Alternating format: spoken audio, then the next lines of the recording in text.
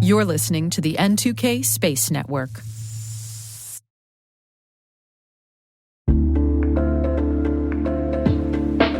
Attention all security professionals.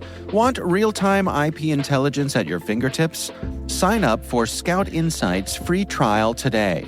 Get immediate insights into threats, search any IP with no training required, and enjoy intuitive graphical results. Whether you need to identify compromised hosts or enrich Splunk queries, Scout Insight has you covered. Don't wait. Accelerate your threat response now. Visit teamcumry.com/cyberwire to start your free trial.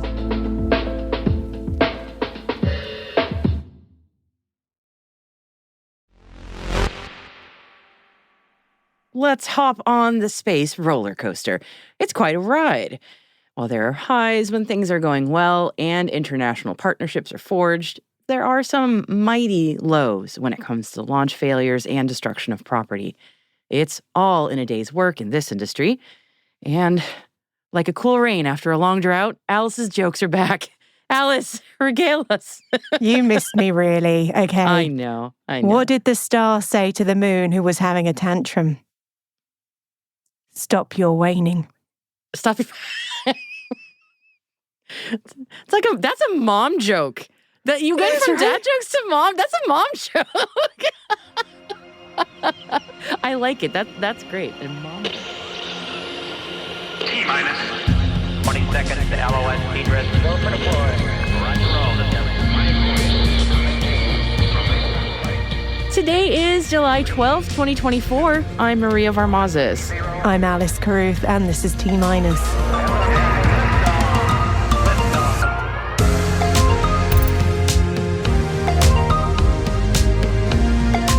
SpaceX's Falcon 9 suffers a second-stage engine failure. China's iSpace suffers an anomaly. The U.S. Space Force appoints a new Assistant CSO. And our guest today is Holly Pascal, NASA engineer and founder of the Women's Aerospace Network. Holly will be sharing some news from the network's inaugural awards, so stay with us for that chat.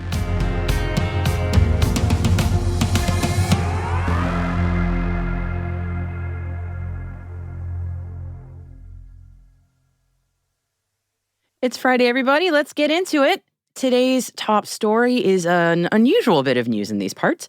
A SpaceX Falcon 9 rocket had a second-stage engine failure yesterday while in orbit, causing a loss of the vehicle entirely. The last time a Falcon 9 had an in-flight mishap was in 2015, so this is indeed a rare occurrence. Yesterday's Falcon 9 launched from Vandenberg Space Force Base in California without issue, and it was carrying 20 Starlink satellites, which were deployed, but in a much lower orbit than optimal, so it's not clear right now if those satellites will even be usable. Right around the time the first burn of the upper stage occurred, visible chunks of ice started to build up around the top of the Falcon 9's Merlin engine, as well as some liquid dripping. According to Elon Musk, the engine exploded off camera during the attempted second burn of the Merlin engine. An anomaly during a licensed flight like this one does necessitate an FAA investigation, so all SpaceX Falcon 9 launches are on hold until the FAA investigation process into this mishap is complete. Given the SpaceX Falcon 9 launch cadence, this may very well put a dent in some upcoming plans, including the end of July Polaris Dawn flight. As for that flight, Jared Isaacman, who is part of the Polaris Dawn crew, wrote this on X. SpaceX has an incredible track record with the Falcon 9. I can say from personal experience, they are very transparent when issues arise. I have no doubt they will arrive at a cause quickly and ensure the most cost-effective and reliable launch vehicle keeps delivering payload into orbit. As for Polaris Dawn, we will fly whenever SpaceX is ready and with complete confidence in the rocket, spaceship, and operations. And it's not just SpaceX finding that space can be hard. China's iSpace suffered another launch failure. This one resulted in the loss of 3 satellites as part of a commercial constellation being assembled for global weather forecasting and earthquake prediction. The rocket startup company's Hyperbola 1 rocket launched from the Jiuquan Satellite Launch Center in northwestern China's Gobi Desert. According to Chinese media, the rocket's first, second, and third stages flew normally, but the fourth stage suffered an anomaly. The company says the specific reasons for the failure will be announced as soon as possible after detailed investigations. And China is planning a mission to both observe and impact a near-Earth asteroid with a single launch. According to an article in the Journal of Deep Space Exploration, a new proposal based on existing preliminary studies has identified 2015 XF-261, a roughly 98-foot diameter near-Earth asteroid, as the target for the dual spacecraft observation and impact mission. The final target selection will be refined based on the actual launch window, with the launch expected before 2030. A Ukrainian drone has reportedly struck a rocket assembly building in Kapustin Yar in Russia. The Kapustin Yar range is known as the birthplace of the Soviet space program. It's the second Ukrainian strike in 2 weeks targeting a Russian space facility. U.S. Chief of Space Operations General Chance Saltzman announced that Air Marshal Paul Godfrey of the UK Royal Air Force is joining the space staff as Assistant CSO for future concepts and partnerships. In a notice to Guardians announcing the appointment, Saltzman reiterated that space is a team sport and that this is a significant step forward in promoting closer cooperation with an important ally. He stated that operations in space are too complex, too risky, and too variable for us to go it alone. Partnerships are integral to the daily battle rhythms of the Space Force, and added this: the Space Force must make partnerships the foundation of everything we do. Unity of effort is the starting point for our work rather than its outcome. And we can attest that the UK and US working together is definitely better in space. Oh yeah! And staying with international cooperation in space, 17 NATO members signed a Memorandum of Understanding for the Alliance Persistent Surveillance from Space, or APS program, as part of the annual summit being held in Washington this week. Members will now move into a 5-year implementation phase of the project, during which allies will contribute more than $1 billion to leverage commercial and national space assets and to expand advanced exploitation capabilities. The organisation created APS last year with the intent to establish a virtual constellation which they call Aquila, using both national and commercial space systems, sensors and data that can be utilised by NATO's command structure and other allies. And it'll come as no surprise that many European countries are looking to formalize their space strategy, given the lead up to and after this NATO summit. Ahead of the meeting in Washington, D.C., Sweden's government adopted the country's first defense and security space strategy. Sweden's Minister for Defense Paul Jansson added to the news that space is an arena for cooperation, but is also increasingly competitive and contested. In concrete terms, this means that we need to be prepared to take technical, political, diplomatic, and military measures when necessary. The overall objective of the strategy is to secure Sweden's defense and security interests in and through space. To achieve this, Sweden says it will establish itself as a significant and responsible space actor in the defense and security area through national and international activities. New Zealand's Civil Aviation Authority has awarded Dawn Aerospace a certificate to fly the Mark II Aurora at unlimited speeds, including supersonic, up to 80,000 feet in altitude. This certification permits operations beyond visual line of sight without the need for restricted airspace. Dawn's Mark II Aurora is a rocket-powered aircraft designed to be the first vehicle ever to fly to 100-kilometer altitude twice in a single day. Dawn says this certification is the results of years of close cooperation between the company and local agencies. Together, they've worked to understand how to safely integrate high-performance vehicles with existing airspace users, addressing the necessary vehicle and operational requirements. Scout Space has been selected to join DARPA's Bringing Classified Innovation to Defense and Government Systems Consortium, also known as BRIDGES. DARPA selected Scout based on the company's proposal outlining its approach to collaborating on advancing autonomous in-space threat response for space superiority. Scout will demonstrate software to support high-fidelity space domain awareness sensors and autonomous on-orbit maneuvers for the Department of Defense. The BRIDGES Consortium aims to mitigate the timelines that can potentially limit the DoD's ability to rapidly procure and employ innovative technology.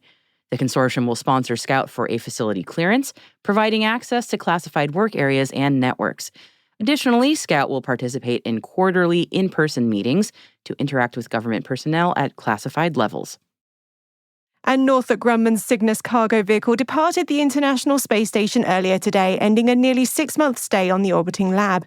The spacecraft, named the SS Patricia Patty Hilliard Robertson, after a NASA astronaut who died in 2001 in a plane crash, is due to enter Earth's atmosphere on Saturday. It's filled with trash packed by the station crew and will meet a destructive re-entry when the vehicle will safely burn up in Earth's atmosphere.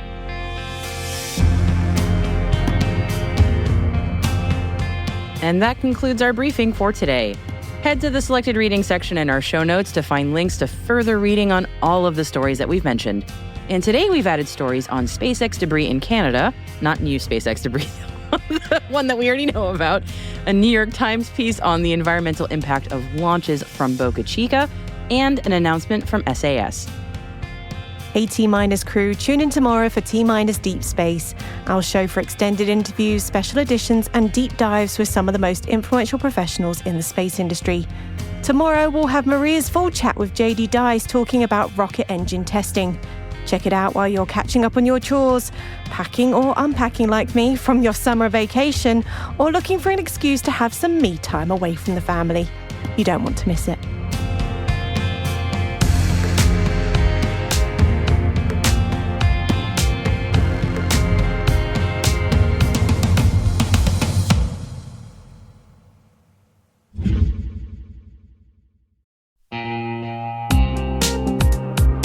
This September 18th and 19th in Denver, a tight community of leading experts is gathering to tackle the toughest cybersecurity challenges we face. It's happening at MWise, the unique conference built by practitioners for practitioners.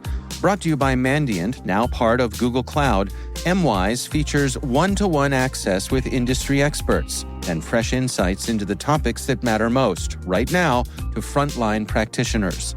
Register early and save at mwise.io/cyberwire. That's mwise.io/cyberwire.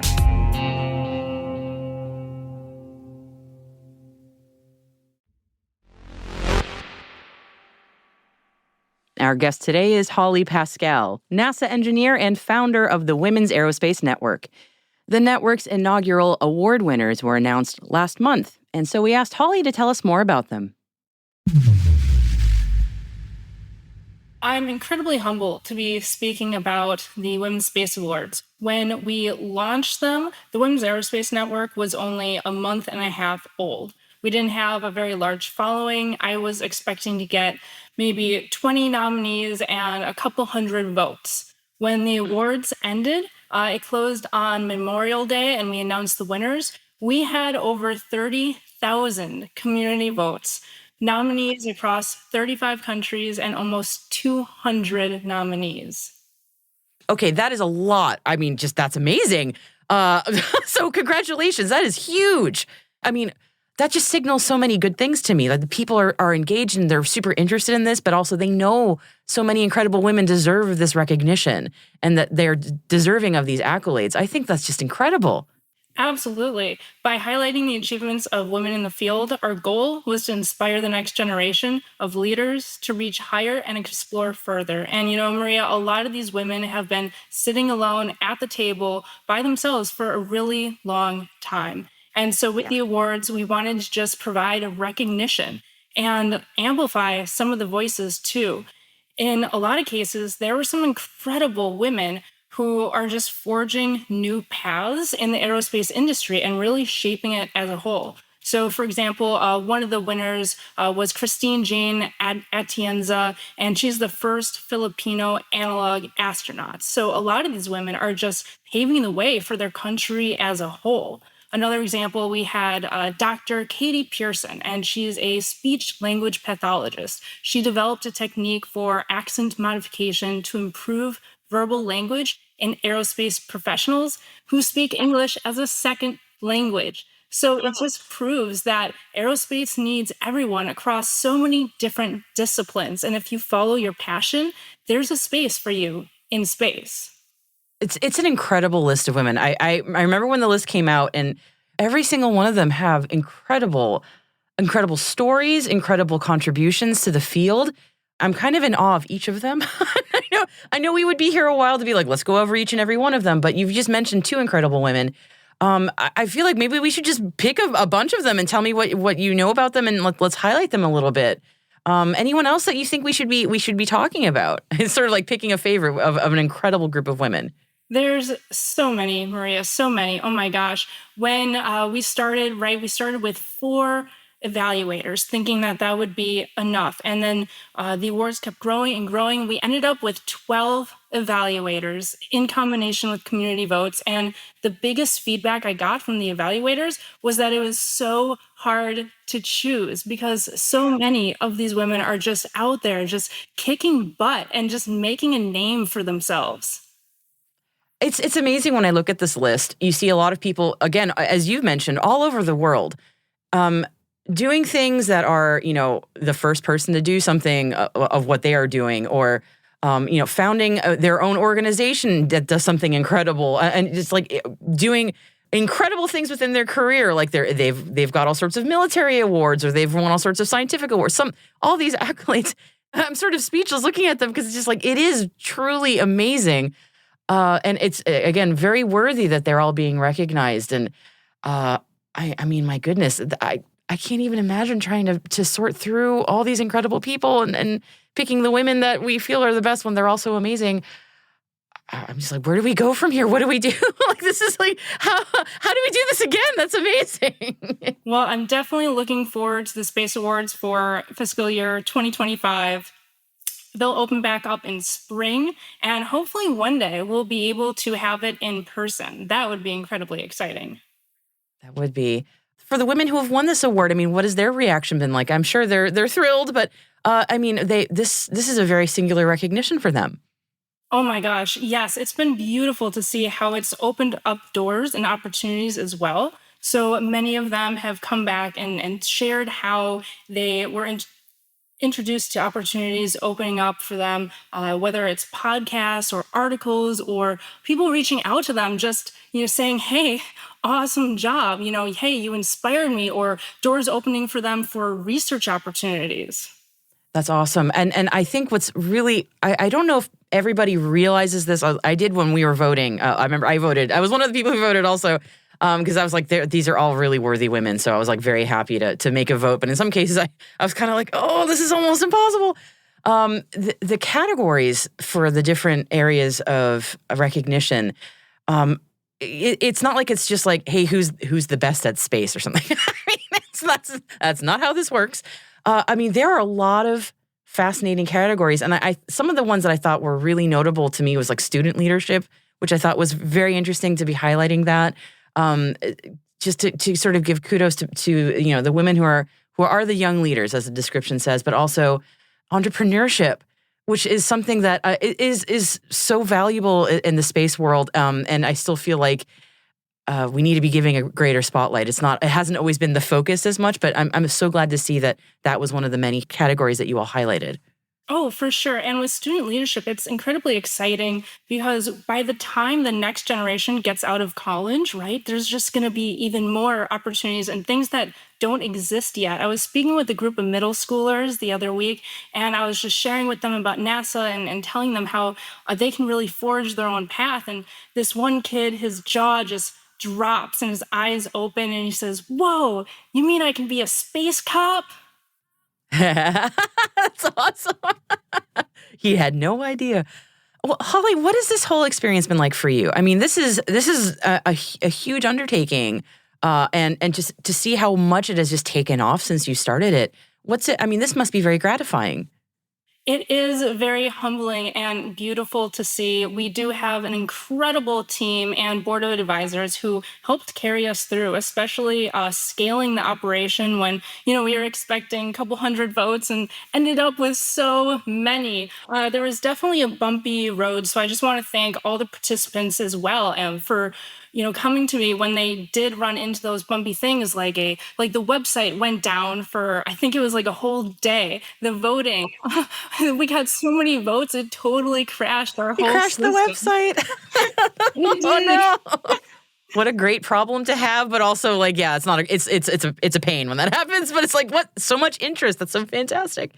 So there's going to be next year. I imagine. I'm sure you've got really cool plans for the next year. Because even just with this year, learning about all the different nominees. I was seeing all the posts on social media as all the nominees are sort of being rolled out, and I was really enjoying learning about everyone who was nominated. I imagine you've got even more planned for next year. Absolutely. We're definitely going to have it bigger and better than ever. I'm excited to see how it evolves, and I'm sure we'll open up the floor and hear some of the feedback, right, of how last year went and what the community would like to see going forward. That's awesome. Was there anything else that we should leave our audience with that they should know about these awards, either this year's or next year's? Feel free to check out the winners of 2024 at awards.womensaerospace.com, and please feel free to shoot me an email or connect with me over social media at womensaerospace.com.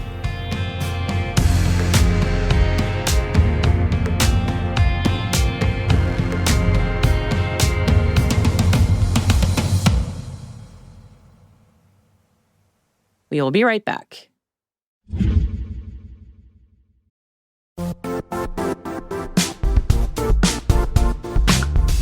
The IT world used to be simpler. You only had to secure and manage environments that you controlled. Then came new technologies and new ways to work. Now, employees, apps, and networks are everywhere. This means poor visibility, security gaps, and added risk. That's why Cloudflare created the first-ever connectivity cloud. Visit cloudflare.com to protect your business everywhere you do business.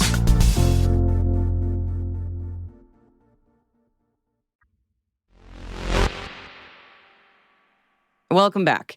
Now, NASA says the debate is over, but for many of us who love space, the debate is definitely ongoing about what to do with the International Space Station once its mission ends in 2030.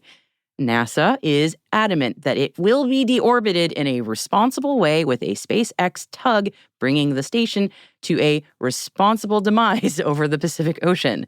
Many other folks, myself included, would love it if somehow, some way, we could figure out a way to preserve the ISS in a different orbit for posterity without it causing long-term debris issues.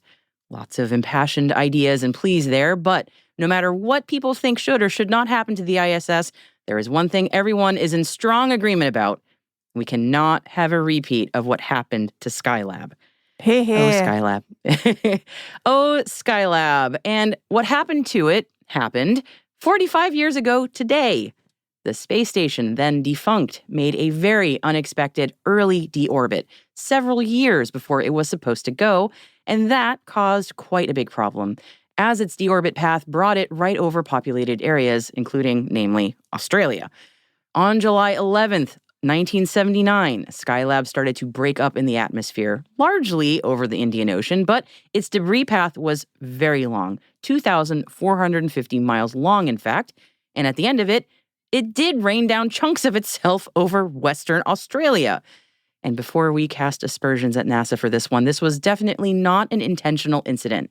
Skylab was supposed to come down in a gentle deorbit by 1983, but an unexpected bout of space weather basically bumped it down and caused it to come down 4 years early. Cue the Chicken Little Skylab is falling jokes, Skylab repellent, protective helmets, Skylab parties, Skylab mania, jokes galore. Now, chunks of Skylab were recovered in small outback towns, many of whom heard the sonic boom from the space station's reentry, including the town of Esperance, which still has an oxygen tank and a titanium tank on display from Skylab in its town museum. And most importantly, very thankfully, nobody was hurt by the falling debris. I would like one of those Skylab helmets, though, at some point. They look pretty cool. They're paper, though, just to be clear. They don't do a whole lot. What were they going to do? Boring.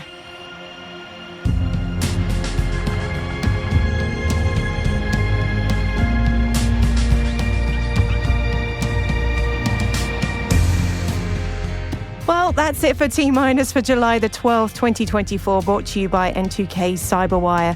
For additional resources from today's report, check out our show notes at space.n2k.com. We'd love to know what you think of this podcast. Your feedback ensures that we deliver the insights that keep you a step ahead in the rapidly changing space industry.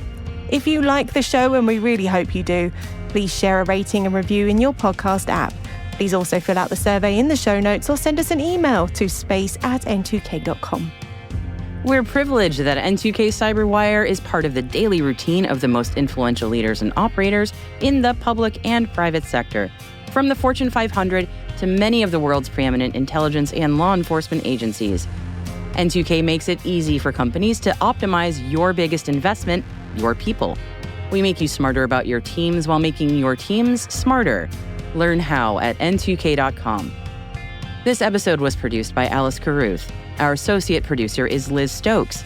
We're mixed by Elliot Peltzman and Trey Hester, with original music by Elliot Peltzman. Our executive producer is Jennifer Iben. Our executive editor is Brandon Karpf. Simone Petrella is our president. Peter Kilpie is our publisher. And I'm your host, Maria Varmazis. Thank you for listening. We will see you next week.